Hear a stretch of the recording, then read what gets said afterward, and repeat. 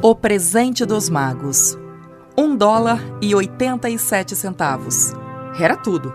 E 60 centavos eram em moedas. Moedas economizadas 1 e 2 de cada vez ao negociar duramente com o marceneiro, o verdureiro e o açougueiro. Até que as bochechas queimavam com a silenciosa acusação de mesquinhez que tal barganha implícita sugeria. Dela contou 3 vezes. $1,87. E o próximo dia seria Natal. Claramente, não restava nada a fazer, exceto se jogar no pequeno sofá gasto e chorar. E foi o que dela fez. O que leva à reflexão moral de que a vida é feita de soluços, fungadas e sorrisos, com as fungadas predominando. Enquanto a senhora da casa vai gradualmente passando do primeiro para o segundo estágio, deu uma olhada no lar. Um apartamento mobiliado por $8 por semana. Não chegava a ser miserável, mas certamente parecia estar à espera da equipe de mendicância. No vestíbulo abaixo, havia uma caixa de correio onde nenhuma carta entrava e um botão elétrico do qual nenhum dedo moral poderia extrair um som. Também havia um cartão com o nome Sr. James Dellingham Young. O Dellingham havia sido ostentado em um período anterior de prosperidade, quando seu possuidor ganhava $30 por semana. Agora, com a renda reduzida para $20, eles pensavam sinceramente em mudar para o modesto e discreto D. Mas sempre que o Sr. James Dellingham Young chegava em casa e subia para o seu apartamento, era chamado de Jim e calorosamente abraçado pela Sra. James Dellingham Young, já apresentada a você como dela, o que é muito bom. Dela terminou seu choro e cuidou das bochechas com pó. Ela ficou junto à janela e olhou sem expressão para o gato cinza andando em uma cerca cinza em um quintal cinza. Amanhã seria o dia de Natal e ela tinha apenas $1,87 para comprar um presente para Jim. Ela vinha economizando cada centavo que podia há meses com esse resultado. $20 por semana não vão longe. As despesas haviam sido maiores do que ela calculou. Sempre são. Apenas $1,87 para comprar um presente para Jim. Seu Jim. Muitas horas felizes ela passou planejando algo bom para ele. Algo fino e raro e genuíno. Algo um pouco próximo de ser digno de honra de ser possuído por Jim. Havia um espelho de pé entre as janelas do quarto. Talvez você tenha visto um espelho de pé em um apartamento de $8. Uma pessoa muito magra e ágil pode, observando o seu reflexo, em uma sequência rápida de tiras longitudinais, obter uma concepção bastante precisa de sua aparência. Dela, sendo esbelta, havia dominado a arte. De repente, ela girou da janela e parou diante do espelho. Seus olhos brilhavam intensamente, mas seu rosto havia perdido a cor em 20 segundos. Rapidamente, ela soltou o cabelo e o deixou cair até seu comprimento total. Agora, havia 2 posses dos Youngs, James Dillingham, na quais ambos tinham um grande orgulho. Uma era o relógio de ouro de Jim, que havia sido de seu pai e de seu avô. A outra era o cabelo dela. Se a rainha de Sabá morasse no apartamento do outro lado do poço de ar, dela teria deixado seu cabelo pendurado pela janela algum dia para secar, apenas para depreciar as joias e presentes de sua majestade. Se o rei Salomão fosse o zelador, com todos os seus tesouros empilhados no porão, Jim teria tirado seu relógio toda vez que passasse, só para vê-lo puxar a barba de inveja. Então, agora, o belo cabelo de dela caía ao seu redor, ondulado e brilhando como uma cascata de águas castanhas. Ele alcançava abaixo de seu joelho e quase se tornava uma vestimenta para ela. E então, ela o prendeu novamente, nervosa e rapidamente. Uma vez, ela hesitou por um minuto e ficou parada enquanto 1 ou 2 lágrimas respingavam no desgastado tapete vermelho. Ela vestiu seu velho casaco marrom, colocou seu velho chapéu marrom. Com um rodopio de saias e com um brilho ainda em seus olhos, ela saiu porta fora e desceu as escadas para a rua. Onde ela parou, o sinal dizia: Madame Sophronie, artigos de cabelo de todos os tipos. Dela subiu correndo um lance de escada e se recompôs ofegante. Madame, grande, pálida demais, fria, mal parecia Sophronie. Você compra meu cabelo? Perguntou dela. Compre o cabelo, disse Madame. Tire seu chapéu e vamos ver como ele é. O cabelo castanho desceu em cascata. $20, disse Madame, levantando a massa de cabelo com uma mão experiente. Dê-me rápido, disse dela.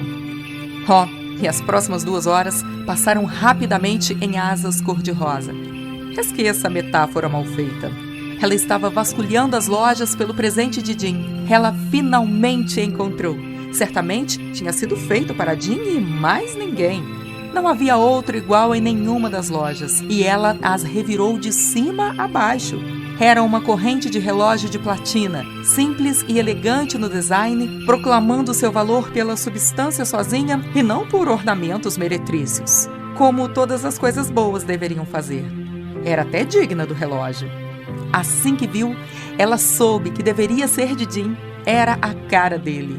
Quietude e valor. A descrição se aplicava a ambos.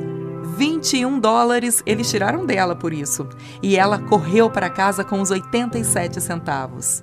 Com aquela corrente em seu relógio, Jean poderia estar adequadamente preocupado com a hora em qualquer companhia. Grande como o relógio era, ele às vezes o olhava às escondidas por causa da velha tira de couro que usava no lugar de uma corrente. Quando dela chegou em casa, sua euforia deu lugar um pouco à prudência e à razão. Ela pegou seus ferros de cachear e acendeu o gás e começou a trabalhar para reparar os estragos feitos pela generosidade somada ao amor, o que é sempre uma tarefa tremenda, queridos amigos, uma tarefa gigantesca. Dentro de 40 minutos, sua cabeça estava coberta com pequenos cachos apertados que faziam parecer maravilhosamente com um garoto escolar fujão. Ela olhou seu reflexo no espelho longa, cuidadosamente e criticamente. Se Jean não me matar, ela disse para si mesma. Antes de dar uma segunda olhada em mim, ele dirá que pareço uma garota de couro de Coney Island. Mas o que eu poderia fazer? O que eu poderia fazer com $1,87? Às 7 horas, o café estava pronto e a frigideira estava no fogão, quente e pronta para cozinhar as costeletas. Jean nunca se atrasava. Della dobrou a corrente do relógio em sua mão e sentou-se no canto da mesa perto da porta pela qual ele sempre entrava. Então, ela ouviu seus passos na escada lá embaixo no primeiro lance, e ela ficou pálida por apenas um momento. Ela tinha o hábito de fazer pequenas orações silenciosas sobre as coisas mais simples do dia a dia, e agora ela sussurrou: "Por favor, Deus, faça com que ele ainda me ache bonita." A porta se abriu e Jean entrou e a fechou. Ele parecia magro e muito sério. Pobre rapaz, ele tinha apenas 22 anos e já carregava o peso de uma família. Ele precisava de um novo sobretudo e estava sem luvas. Jean parou dentro da porta, imóvel como um círer, ao sentir o cheiro de codorna. Seus olhos estavam fixos em dela, e havia uma expressão neles que ela não conseguia ler, e isso a aterrorizava.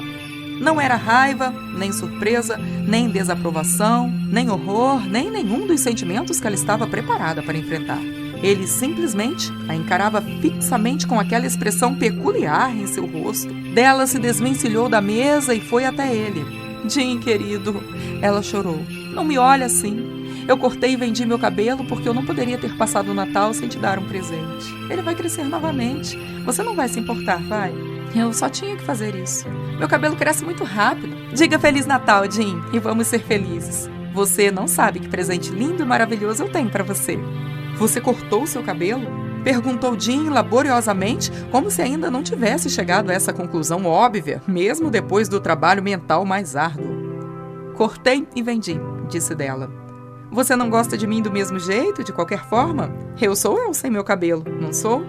Jean olhou ao redor do quarto curiosamente. "Você diz que seu cabelo se foi?" Ele disse, com ar quase de idiotice.